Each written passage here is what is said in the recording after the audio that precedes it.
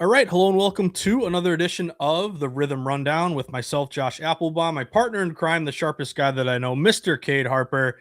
And Cade, we are in a transitional period, my friend, because college basketball is over and done with. Shout out to anyone who had the cojones to take UConn plus 6.5 there, Cade, because man, what an incredible championship game that was. It looked like UConn might win it outright, and then Michigan went up by like 11 or 12, and it's like, okay, here we go again with this powerhouse Wolverines team just covering numbers left and right. And then, of course, a couple big shots late by UConn. They end up losing by 6, but that's okay. They're plus 6.5, 7, 7.5. Goes to show you, by the way, Cade, how good these odds makers are setting these numbers. It never ceases to amaze you that you see this a lot like in the NFL. You're watching a game, it's 20-17 in the fourth quarter. What was the spread? It was 3 or 2.5 or 3.5. So I think on the one hand, you just got to admit, man, the odds makers are so good at what they do. A big reason why they make so much money is these lines are so sharp. Obviously, the juice is a big part because they're going to rake in that 10% or more on every single bet. But it also gives you some perspective as a bettor. Like, don't get down on yourself if you're on a losing streak or you're losing some tickets here, because just think about how difficult this market is to beat and how hard it is to beat these lines that the odds makers set because they're so spot on. And that UConn game, I mean, the spread was 7.5 down to 6.5, or maybe it landed 7 or close around there. Ends up being a 6-point game. One free throw, one way or the other, basket here or there, Cade, could have easily won by 8 and had that cover, or the 1 by 7 and cover the 6.5 there with Michigan. So transitional period here is that college hoops is over, Cade, and we still have a full month here to talk about Major League Baseball on the Rhythm Rundown. So I'm really excited to kind of transition and move over to Major League Baseball. For today's live stream, Kate, I want to talk about a few things. Like, let's just introduce people out there listening and watching to how we bet Major League Baseball, because I think if you talk to different bettors, they have different strategies, different ways to approach it, whether you're focusing on like what I like to do, what the market is telling me, or whether you're setting your own numbers, whether you're going player props. But remember, Rithmm is the great equalizer here because they're going to spit out to you all these recommendations. So I have a play on a side. I have a play on a total tonight. There's only 3 games, but 2 of them caught my eye. So really excited to talk about that. And I want to flip it to you, Kate. Welcome in, my man. And my big question for you is, what ended up happening with that great futures ticket that you had with the hedge opportunity? Again, welcome aboard, buddy, and talk us through how that finished for you. I was feeling good at halftime because I think they were up. They went on a run like right before halftime, and then rest was just I've I felt like I was watching my favorite team win the Natty, like almost. That's kind of what it felt like, honestly. Felt nice to see one go through the hoop though, and now we can obviously use those to dab win on MLB and pretty much unload on that, which I'm really excited to get into, obviously. But yeah, great game, solid year, very good finish to the year, and look forward to next year already. I'm right there with you, buddy. And again, it's going to be a while here, but anytime a sport ends, you miss it, and then like it takes forever, and then before you know it, it comes back. So looking forward to breaking down more college games, hopefully with you next year, Cade. Before we get into MLB, I just want to ask you, like, you and I have been doing these rhythm rundowns for going on almost a year now at this point. How have you learned anything from these hedging opportunities? Because it seems like you get these great numbers with these futures plays. And I remember college football, you had that Miami ticket. They made it to the finals. Michigan, UConn, you had another hedge opportunity. How have you learned anything from these situations? Like, are you thinking, man, maybe I should have hedged more, or should I have let it ride, or just any thoughts on, because you've been in this great position? Credit to you for picking off these good numbers and get again. To me, hedge opportunity means you did a lot of work correctly just to get to that point. But anything you would learn or apply moving forward, or do you just feel like, hey, I'm just going to try to pick off good futures numbers early and try to put myself in the best position possible when we get to the championship game? Well, I think you got to space it out, and that's what it really boils down to. Because obviously, like, you don't want to have 15 different championship winners or whatever it is with like the same exact unit size on every single one of them, and next thing you know, your profit can go from like 10 units all the way down to just like 6.5. Like, there's almost like no point, stuff like that. To an extent there is, but we'll get into that. So like this year, for example, Preseason, I had BYU super, super, super small. Obviously, it didn't go well. But tournament time came, and I took two conference tournament, or sorry, rewind. November is when I took Michigan. That's how I got the 10-1. That was right after their stretch of like 5 consecutive 100-point wins, and then they play Gonzaga, beat them by 40. I'm like, yeah, I'm in. Like, let's do this. And come tournament time, I actually take Gonzaga, and then, or sorry, took Gonzaga Final Four, Purdue Natty. I had Houston Natty a little bit, like halfway through the season, all at different numbers. I mean, these numbers are ranging from like 20-1, 10-1, 9-1, 750, like whatever. And unit sizing is very important for futures, in my opinion, or really just period. I don't even think that's an opinion. I think that's really just being as knowledgeable and as like bankroll management-esque as you can. So like Michigan future, I played it at a full unit because there was no team that matched up like they were. They were like number one in power ratings. I don't even know how many consecutive weeks until they played Duke, and then they got beat there. But that was like 2 months ago, like in that neutral site game. That was so random, which that was stupid, whatever. But still, they were clean sweep number one top power rating team on KenPom several weeks. Might have been a few weeks where they might have flip flopped with Arizona. It was always them two, period. And then ultimately, obviously, it came down to tournament, and then you're putting up 90 plus points in every single game. And sure enough, there's a confidence rating to stuff like that.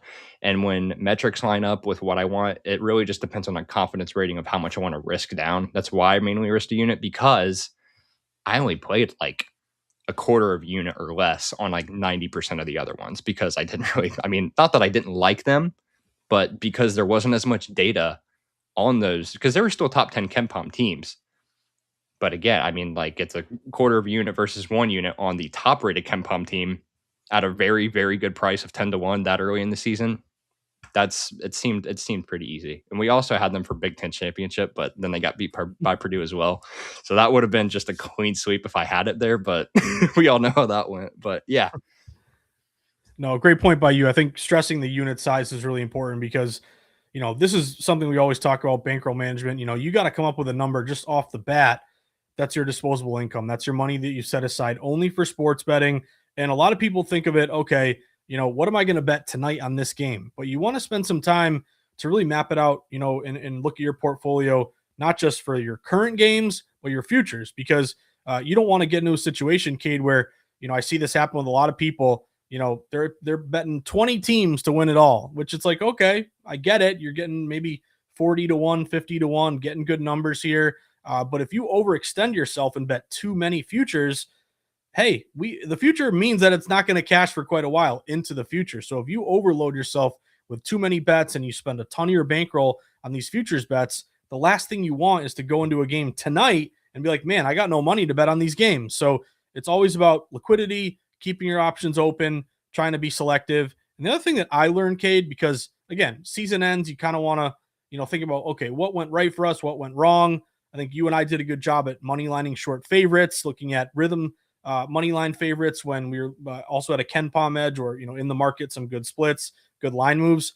But I'm just going to lean on some favorites. I know it sounds chalky, but to me, we talked about this quite a bit. The landscape has completely changed in college basketball. When you see Michigan win the whole thing, as a sports bettor, you grow up saying, the chalk is overrated. The chalk is exactly what the odds makers want you to do. It's the sucker play. But man, the changing of the landscape has really been a seismic shift where Michigan's the first team, I think, with all 5 transfers in their starting lineup that win it all. Insane. They're paying a ton of money for NIL for these guys, Lendenborg and Cadeau and all these different players. So I wouldn't be afraid moving forward to take a futures bet. Like, even if you got 10-1 on Michigan, and like, that's a great number on a team that was wire to wire, pretty much the best team all year. So maybe we just focus on, okay, who's the next Michigan next year? And here's something I want to do is give me the amount of millions of dollars that these teams are paying for these players. And I'm going to really lean on who's paying the most for the best players. So I think that's something we got to keep an eye out for moving forward. But that being said, college hoops is over here, Cade. Let's talk about Major League Baseball. So I'm going to open up my Rithmm board here. I want to mention and remind everyone that Rithmm is easily my favorite app around, and it'll easily become your favorite app because it's going to let you act like a wise guy. Look at different recommendations here and look for edges. The whole point is looking for an edge, an advantage over the book. So go download the Rithmm app and make sure you use promo code START25 to get 25% off. So I have two games that I want to hit on, Cade. I want to talk about the D-backs and the Mets, and then I want to talk about the White Sox in Kansas City. I got one play on a side, one play on a total. But before I get there, let me pick your brain. I know you're great at all the different sports, Cade, but baseball, you and I are like part of part of the true wise guy brethren, because you don't get a lot of bettors or public bettors that grind baseball from opening day to the last out of the World Series. I get it. There's a ton of games every single day. The weather's getting better. You know, it's easy to break down games and watch games when it's freezing cold in the winter, Cade, but maybe you got stuff going on. Your life gets busier. Who wants to grind MLB every single night? So it's a smaller group. It's a smaller community like us that love betting it every single night. But let me toss it to you. How do you approach Major League Baseball? I'm not going to ask you for any picks or anything yet, but like how does it differ from other sports? You know, what do you lean on maybe more in baseball than you do in NFL or college basketball? How do you approach baseball specifically from, targeting this sport as opposed to others? As opposed to other sports, like I said, in college basketball, I like to think that I'm a contrarian better. Especially, obviously, I'm most contrarian in the major big name sports like NFL comes around, college football comes around. There's a lot, way more better contrarian angles on those kind of ends. And MLB, I've kind of noticed this really with myself is that I've been more contrarian more so on like props than I am almost like sides and stuff. Because you have all these massive name pitchers and stuff like that. Skew ball, Skeens, all these guys. Unders are like bread and butter for these guys like very early on in the year because they're ridiculously high for absolutely no reason. And I understand them coming from WBC. They're already in kind of a little bit of a rhythm or a formula intact right now. Doesn't really matter, to me at least. I like to fade that kind of market a lot. In terms of sides, though, and really just goes for props as well, because very, very, very, I cannot stress this enough. This is by far the most sport that I dig into as far as data goes, more than anything in the entire like sports realm. Like from anywhere from projections, pulling out the random stats you've probably never even heard of as far as abbreviations go. I was talking with our buddy Rosenberg about this one as well, just because I use his site a lot, Handygraphs, and a lot of you guys in part of Rithmm know what that is. As far as like formulas or not formulas go, but like just stats go, the top column is like stuff that you've probably never even like seen on TV in your life. And stuff from like that, Baseball Savant, fan graphs. I mean, there's so much data out here that is just not visible to everybody seeing that. I don't want to say, I guess you could say professional bettors do see because a lot of them have access to it. I just think there's more to it than what meets the eye, honestly, than just seeing a pitcher matchup and then going, this guy's better than this guy. Okay. Because in my opinion, and I can go on this for days, so you might have to stop me, but keep going, man. I'm loving it. I hate the ERA topic because I don't really think that it's as big as a discussion or as big as I don't want to call it like a teeter-totter kind of thing. I don't like to rely on that. Expected ERA, completely different metric, and it matters way more because at the same time, look at what happened in like the first 2 weeks. Paul Skeens is a fantastic example. The Mets on opening day, obviously, dude gets taken out in the first inning. Didn't even make it out. What's up? 5 runs. Thank you, O'Neill Cruz, whatever, blah, blah, blah. Dude has a 67 ERA. Man, this guy sucks. Second game comes in, shoves, does decently well, goes under the K line that I had, but still doesn't let up as much runs. ERA drops down to like 9. Oh man, this guy's ERA is super high. It does not matter. Obviously, the dude is an elite pitcher. He's got elite metrics, whatever. I'm not going to judge a first 5 innings bet or a full game bet for that matter, just because some dude's ERA is high. Even same thing goes for like batting average. I mean, like I follow guys like Brian Hayes on the Reds because Cincinnati guy. I have to follow my guys close. Dude's the most unlucky person in the world right now. He's maybe struck out less than 3 times, and he's batting below 200 right now, but he's making contact like nobody else. It's like the most unlucky turn of events ever. That's baseball. You can't just like judge by looking at numbers, especially the main big numbers, because there's just so much more behind it, like barrel percentage, hard hit rate, expected slug. I mean, there's so much. I can't stress it enough. So just do your research, make sure you're actually getting the benefit of the doubt before you just come to a conclusion just because you look at one big number that you think matters, but not necessarily. And then also pair that up with the market influence that's behind that because that matters quite just as much, honestly. Yeah, great breakdown there, Cade. And I'll kind of piggyback on you a little bit. Baseball, it's such a numbers driven sport because there's so many games every single day. It's about volume, which I think as a bettor, you got to be aware of going in. Like baseball, you're going to make way more bets. I mean, you're looking at 162 games for 30 plus teams here. Look at the NFL. You're only playing, once a week. So NFL, you might make, I don't know, maybe 100 bets for an entire year, Cade, maybe more or less than that. Baseball, you could be making 500 bets this year. So with that volume, I think you got to look at it one of two ways. One, it's a great advantage because if you can do your homework, if you can, uncover all these new next gen stats that maybe don't tell the full story like ERA, but expected ERA. I think for a lot of like old school bettors, that's a little bit confusing and maybe they want to reject kind of this new analysis. But hey, you got to keep up with the time. So be aware of these stats and what they mean and which ones to focus on. That's the key. And in that regard, if you can find an edge, man, you got 15 games every single night for 6+ months. That's a great opportunity to make a lot of money. That's the good part of it. The bad part of it is that you can get in a lot of cold streaks here. MLB is such a long season. You can go a week where you go, 2-10. You could go a month, maybe where you stack 10 units. You could go a month where you lose 20 units. You just have to be prepared that if you're betting baseball, coming into it from the very start, I know that I'm going on this roller coaster. The guardrail's closing in on this, Cade, and we're going up and down all year long. So you just got to be mentally tough. I'll give you a perfect example. I was on the Marlins the other night against your Reds. I got Alcantara on the bump. He's pitching an absolute gem. He's up 2-0. I had a good sharp line move on Miami Marlins. I think they're like -130 up to -140. Yep. Non-division favorite. I had a correlative betting favorite low total. I mean, everything is lighting up for me on the Marlins. Alcantara, 9th inning, up 2-0. What happens? They leave him in only to give up 2 guys on base. They bring in a bullpen guy, which I'm like, either don't start him in the 9th or start with your bullpen guy. This is annoying. But what happens?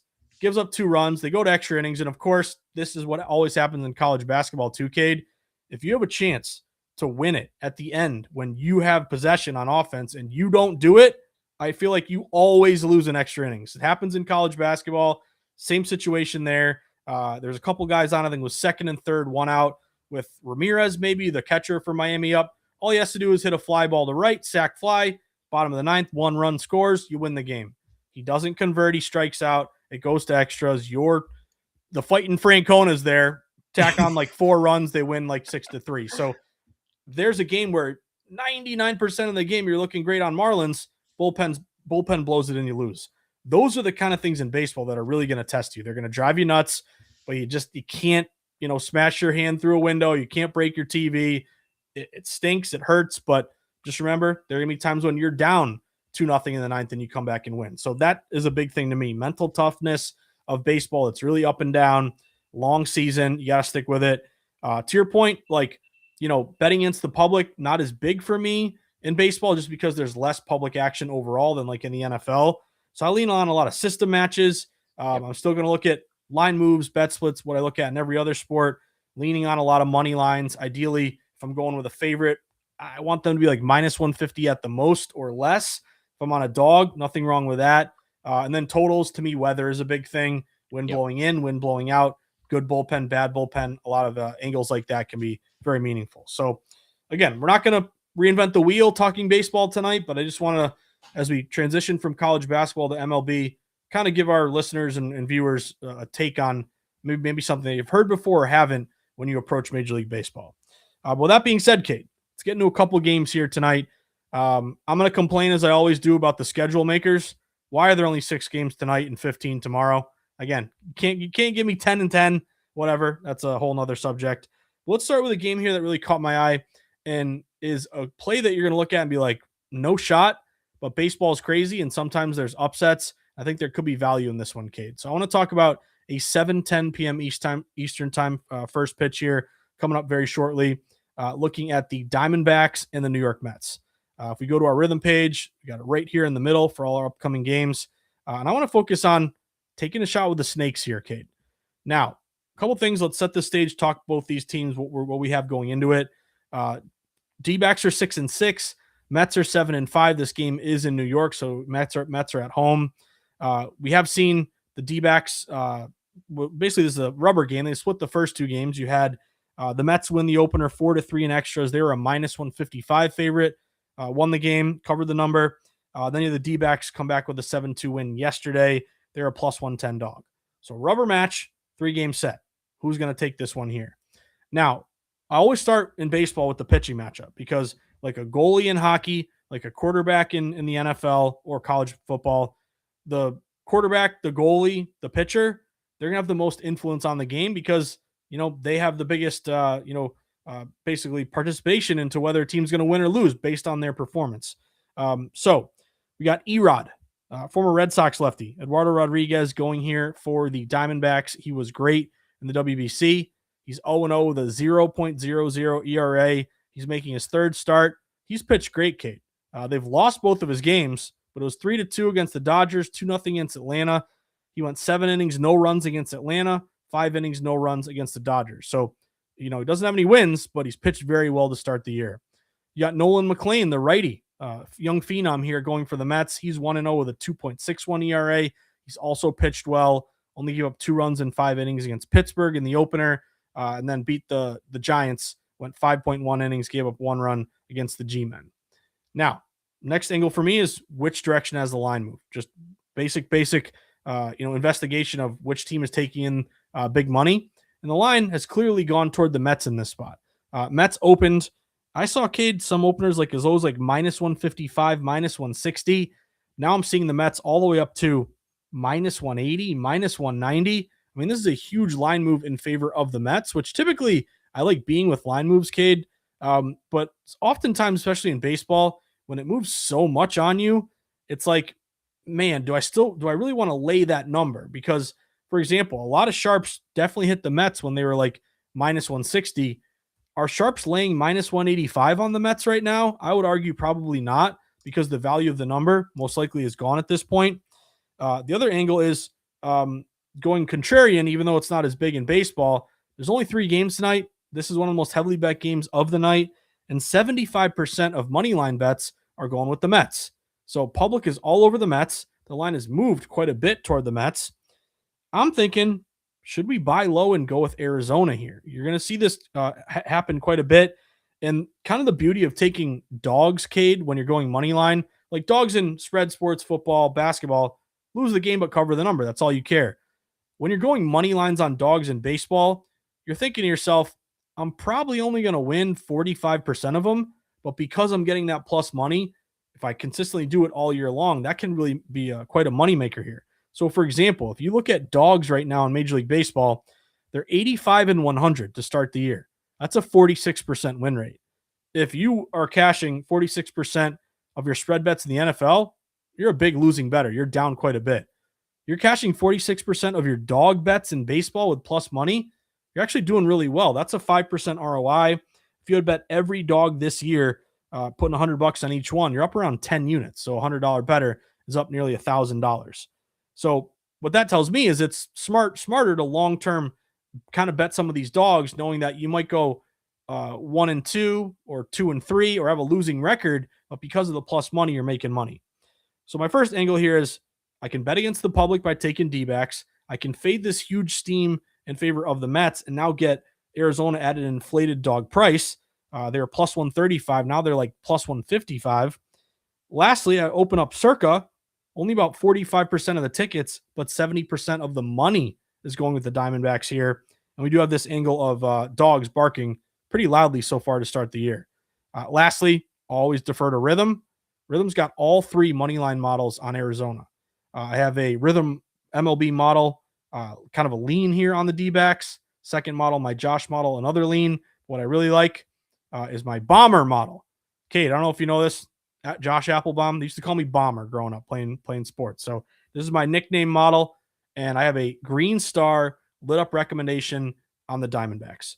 So add it all up, this would be an example of going against the grain, fading a huge steam move when the line has moved a ton, and taking a shot on a dog to see if they can cover or win a game. I'm going to lean on the Diamondbacks here. Take a shot, 1 unit, bet Tris first bet to win. You risk a unit, you're getting 1.55 units back on the D-backs. So again, following Rithmm, an inflated line dog opportunity. Looking at the snakes here, Cade. I'll defer to you though. Any thoughts on Diamondbacks and Mets tonight in the Big Apple? Yeah, I didn't have a side, although necessarily it kind of associates with a side, I guess. I'm on a McLean prop, and that is his case tonight. I was tailing a good friend of mine as well on this one that I saw. So he had this one first, but projections lined Look up at all you the way crediting around. other people. You're a good man, Cade. I don't. Yeah, usually I don't share, but yeah, I kind of like the spotlight, I guess. No, but I think a lot of this comes. It's weird because the Mets. It feels like the Mets are actually a really good spot today, just because they dropped yesterday's game. So naturally, it kind of makes sense that a lot of the people are liking the Mets just because this year, like I think we talked about them last week whenever they were playing the Giants because they were.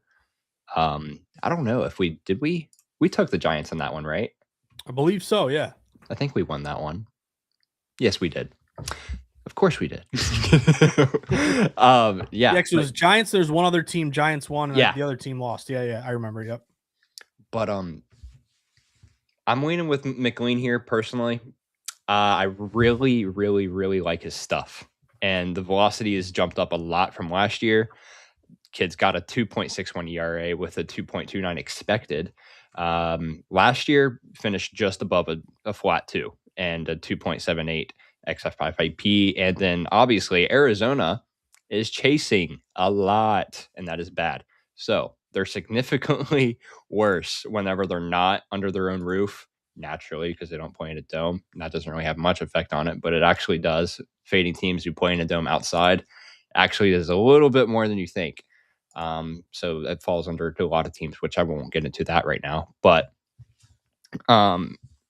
realistically, they have like a 385 slug and a 670 OPS at home, and then it drops down to 345 slug and 628 OPS on the road. So they're 1-4 away from home, which is kind of falls back onto their offense just because their offense hasn't been great outside of those top three guys that they have at the top of that lineup, just because of how top heavy it is. There really is not much there after the fact. With McLean's pitch mix, even then, you have him, you have their bullpen. Ultimately, if McLean's shoving, which I fully expect it tonight, I like him to go a decent distance. So I followed his play, which is my friend's play of doing a McLean ladder on the Ks. And he goes a little ways up here. I'm not going to lie to you. I think he goes up to 5, or sorry, he goes up to 9. I think I only went up to 8. What's the payout on that one? Price was ridiculous. Plus 300. What? It's got to be big, right? Yes. Yeah. So 8 is 350. 9 is 640. That was just then. I have it now. I didn't get those prices. That was what he actually got. Let me see. Because I know it actually went down because this line has actually gotten juiced quite a bit. Especially this flat line. Because this flat line, I mean, I got it on, like, I wanted to get it on the opening, which is really why I'm laddering this in the first place. Because his line was originally like in the minus 120s for the flat 5.5. It's all the way up to like minus 140s. I think you're good to play that under minus 150 personally, but because it got so juiced up is why I'm playing the ladder so small. Otherwise, I'd probably be at normal betting size for stuff like that. But yes, like for 7+, perfect example. He's at 170. I'm at 128, which is, I'm still taking it regardless, obviously. But again, +9, how he was at 640, I'm down to 550.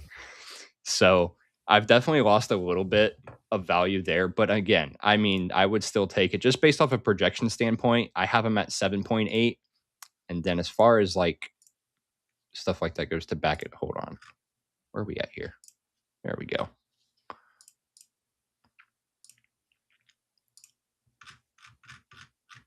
just completely lost my page. Whoops. There we go. So again, I've already talked about his stuff and everything like that, but despite like all of the chasing that I was talking about, Arizona, they have the 11th lowest swing rate in the league. So nonetheless, if they're not chasing, they're watching fastballs go right by them. But their chase rate is still high because it's almost like 18%.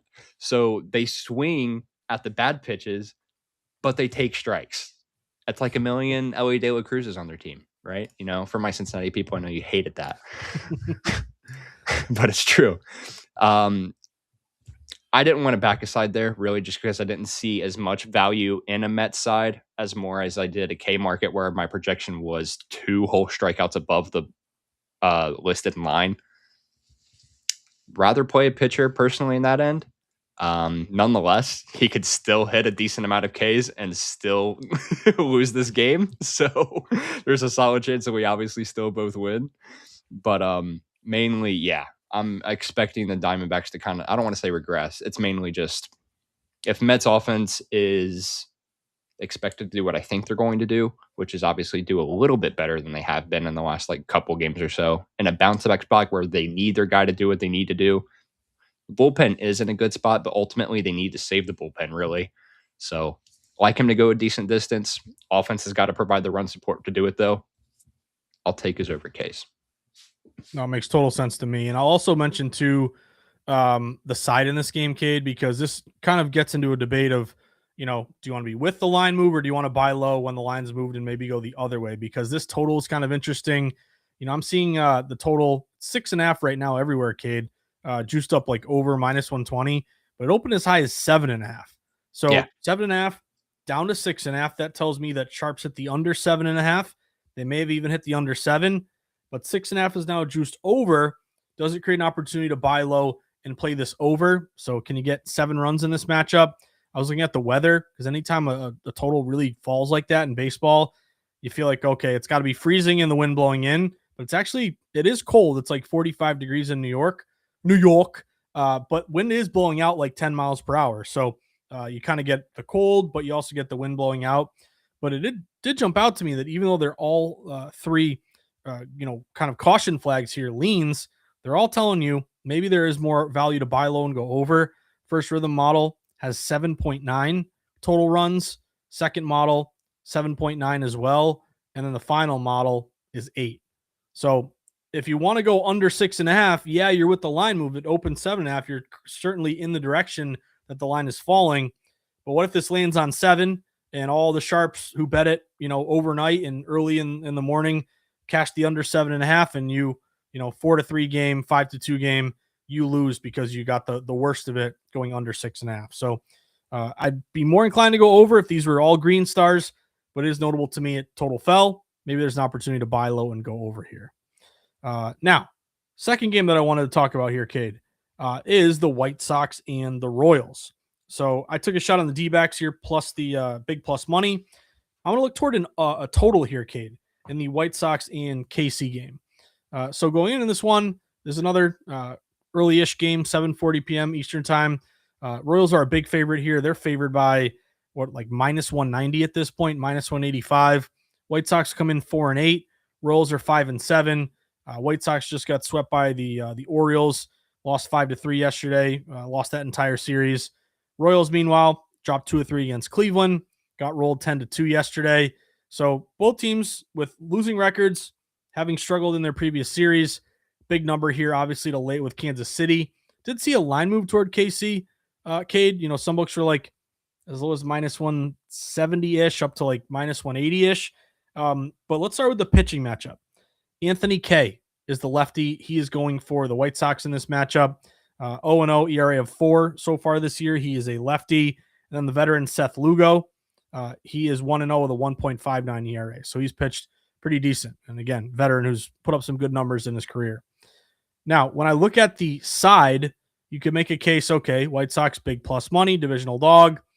I do have a couple White Sox leans here. I got some Royals -1.5s. What I really like, Cade, anytime you give me all three models in the green in one direction, I got to take notice here. And it happens to be with the total. So this total, it opened around 9. Now, must admit, at some point there was some respected money going over because a couple books got up to 9.5, but then quickly came right back down to 9. So when you're looking at line movement, don't just look at, open to current. Ideally, if you have a live odds page that you can tap the box, pull up the line history. I like to use Odds Logic. It's a pretty good one. It'll show you all the moves in between. So if it's open 9, current 9, don't assume it just never moved. Maybe it went down to 8.5 and back up to 9. Maybe it went up to 9.5 and back down to 9. That's a key piece of info that could really give you a lot of insight into where the smart money is leaning. Tells me that when it got to 9.5, you had a lot of under money, under 9.5. We're sitting at 9 pretty much across the market. Although I did see one book right before we started the live stream, The Score, which used to be ESPN Bet. They're at under 9.5, so they're giving you the hook. It's kind of juicy. It's -130, a little bit expensive here. But if it lands on 9, 5-4 game, hey, that 30 cents might be worth it here. But I like the splits toward the undercade. 29% bets, 60% dollars over at Circa. So in the desert, a lot of sharps liking this under as well. And to me, I don't know if you're betting the under because you love K and you love Lugo, even though, again, their numbers haven't been too bad. Lugo's actually been pretty good. It's also not a huge weather-based play, like wind blowing in. The wind's actually blowing out a bit here. It's like 70 degrees. It's a pretty nice night in Kansas City. I think you're looking toward the under because both these offenses, knock on wood, have really not been very good. Kansas City's only hitting 233 on the year. That's 15th in baseball. White Sox are only hitting 207. That ranks 27th. White Sox just had a series against the Baltimore Orioles where they scored 1 run, 3 runs, and 2 runs.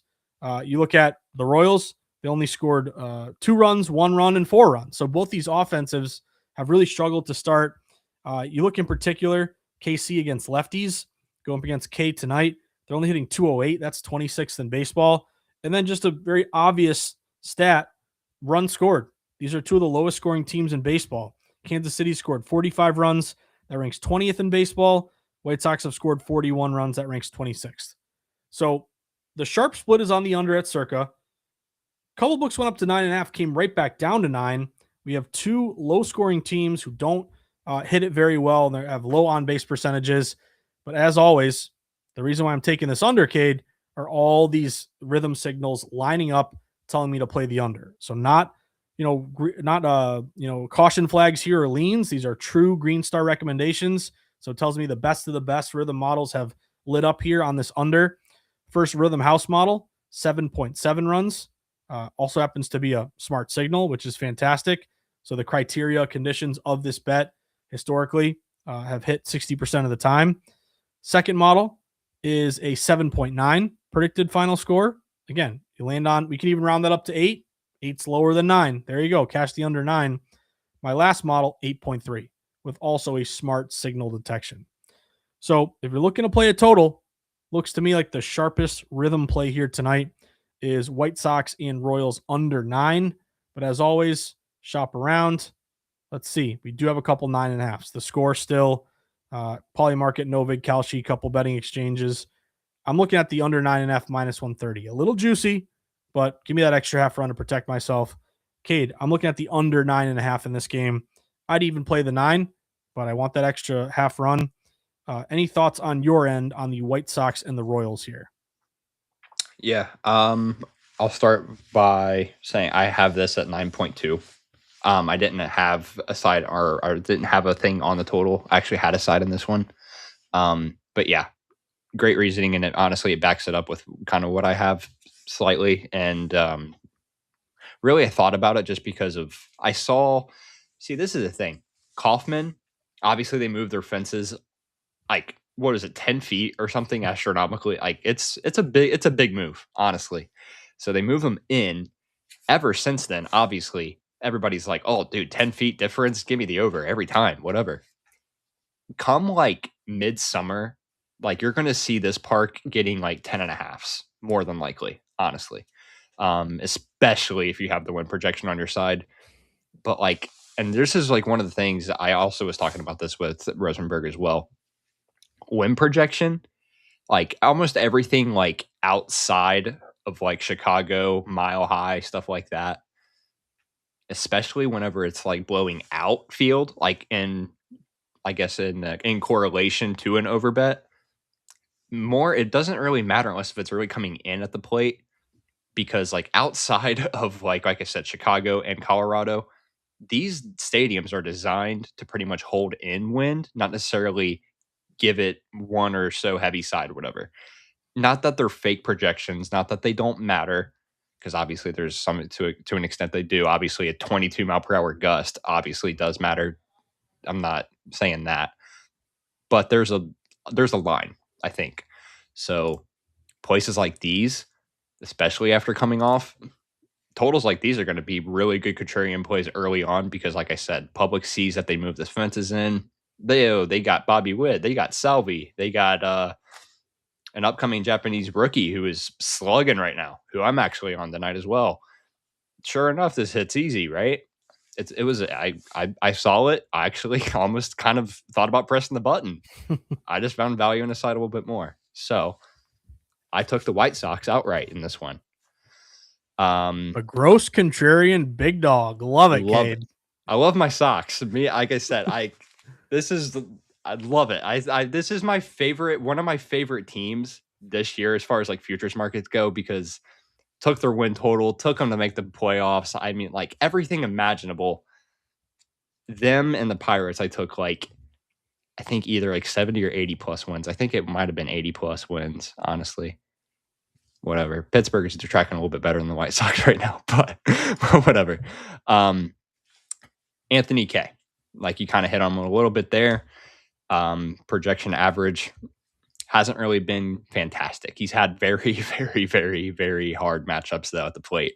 You're facing guys like Milwaukee. You're facing big bats and big power in Toronto. I still like him. Same thing with Shane Smith. I backed them on opening day for that as well. I mean, like they got, I don't want to say they got a bad draw because they kind of did. I mean, they're playing really, really good offensive teams. Kansas City is a very good offensive team as well, but they're not the same. And what I like, his velo is up a lot from the last time that he pitched, which was 3 years ago, if I'm not mistaken.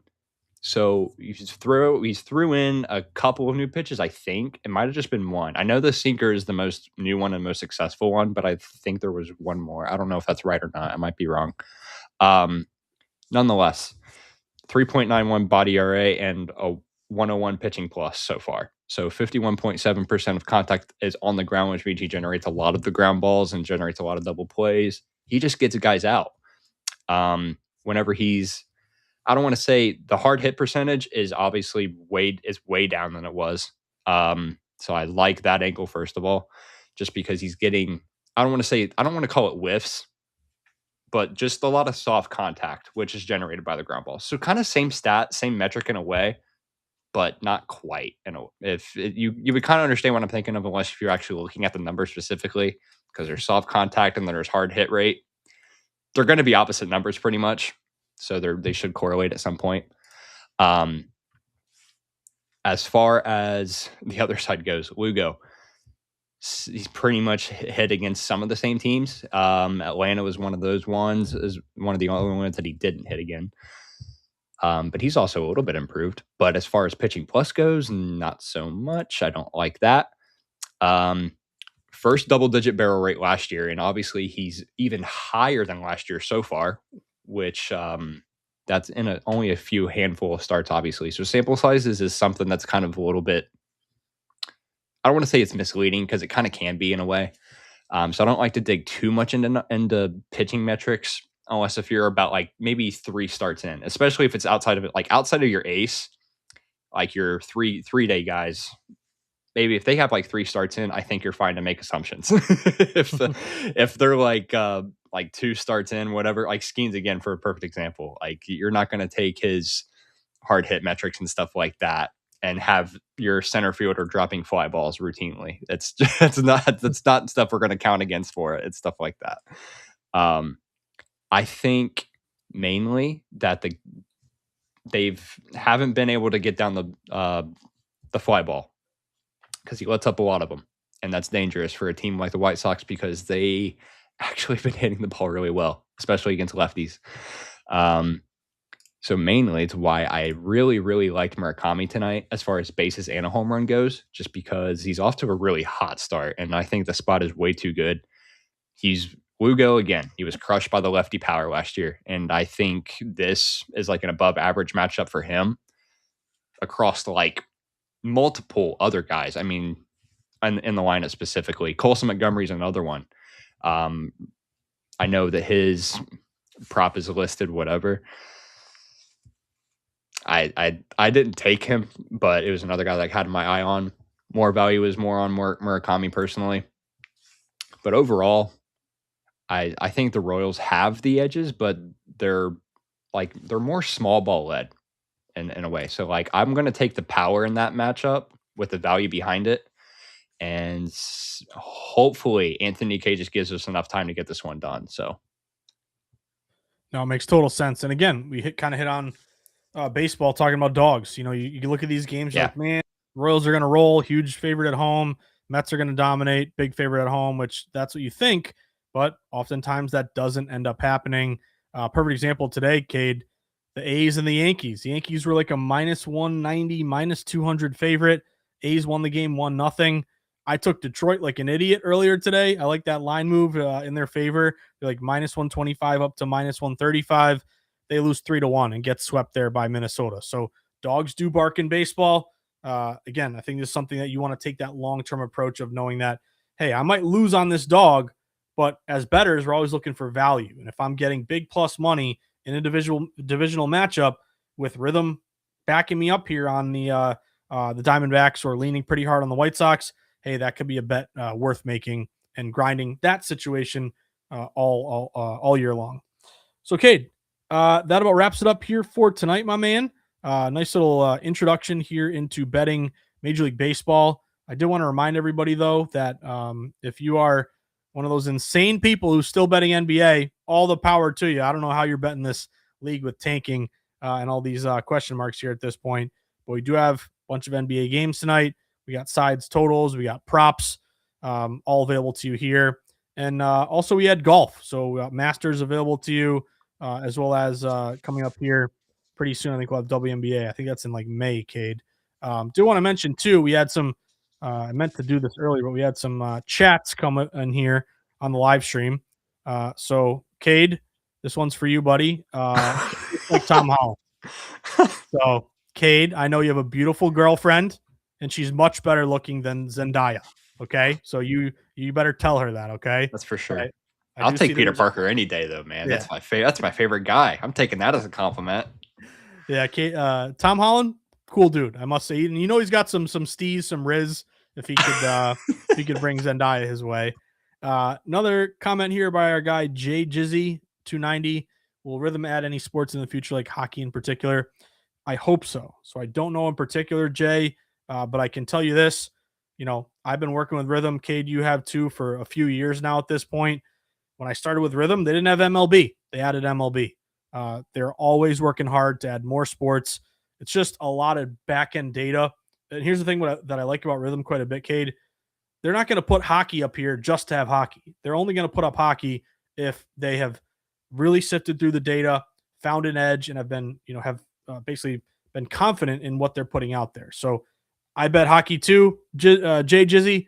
I hope that it does get added here in the future. I would also say UFC.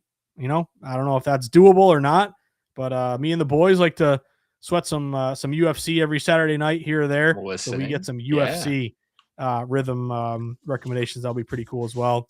And then our guy Arson said, glad to see this live. My free week subscription is done. I'll resubscribe my Marlins 1.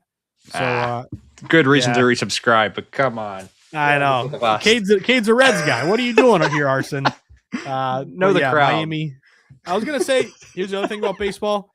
I played Miami the other night. They blew it for me in the bullpen. Yeah. You can't let a loss talk you out of playing the same team again if they're sharp. So, unfortunately, True. Cade, don't worry, your team's way above True. 500. You got Francona, you got a bright future. Larson, congrats on the big one with Miami. And just remember, you get your free week here to see if you like Rithmm, test it out. But remember, you can also get that promo code START25. So Arson, use promo code START25, get 25% off. And then a reminder, Arson, if you or anyone else watching, let me get out of here for a second. If you know of someone who might want to try Rithmm out, remember at the top of the page, you always have your refer a friend here. So you can earn a free month and get 50% off for one of your friends there by using promo code STAR25. So that about does it here, Cade. Always a pleasure, my man. I think we're transitioning from college hoops to MLB nicely. See if we can get some winners here on the diamond. And then, of course, we'll be right back at it next Thursday night. Once again, talking MLB. And I am going to talk some playoff NBA, Cade. I do dabble in the playoffs. I think that's the equalizer. Like, NBA is so annoying with load management, guys being ruled out late, lines going crazy. To me, it's a live bet sport just because the runs are crazy back and forth. But once you get to the playoffs and you know who's playing, I think there could be some value there. So I look forward to the Rithmm recommendations for the NBA postseason. But as always, thank you all for tuning in. Download the Rithmm app. Follow Rithmm on Twitter at Rithmm_AI. Cade, any final thoughts before we sign off here? Yeah, I know you mentioned it, but happy Masters Week. I know I'm a big golf guy, so I like to dabble in that a little bit. So I want to finish my day off watching the final grouping here. But yeah, other than that, it should be a good weekend. I know I'll be downtown for Cincinnati this weekend as they come back. Obviously, Masters Weekend is always a super fun weekend to bet on as well. And then, yeah, like I said, baseball's looking to get in full swing shortly. I'm excited. I'm still excited to keep dabbling in, despite the roughly mid start that we've had. It has been. It's been like an emotional roller coaster, and it started out last year just like this, and then yeah, it always comes through after All-Star break. And all's well, it ends well. So we'll stay the course and circle back next week. Amen. Well, yeah, my start hasn't been great either with MLB, but you just got to be prepared. Long season. Don't let a great Very start long. make you think you're gonna make $1 million this year. Don't let a bad start, talk you out of grinding all year long. So great point by you. And then reminder, the AI caddy. This thing is awesome. I remember my buddy James Santor introduced this to me a couple of years ago. But even if you didn't play futures prior to the pre-flop start of the Masters, you can literally bet each hole what's going to happen. Birdie, eagle, par, yada, yada. So pretty awesome. Make sure you take advantage of the AI caddy. But good luck, everybody. Hope you have a fantastic Thursday night. Cade and I will be back next Thursday for another edition of the Rithmm Rundown. Look forward to seeing you guys all then. Good luck and cash some tickets tonight.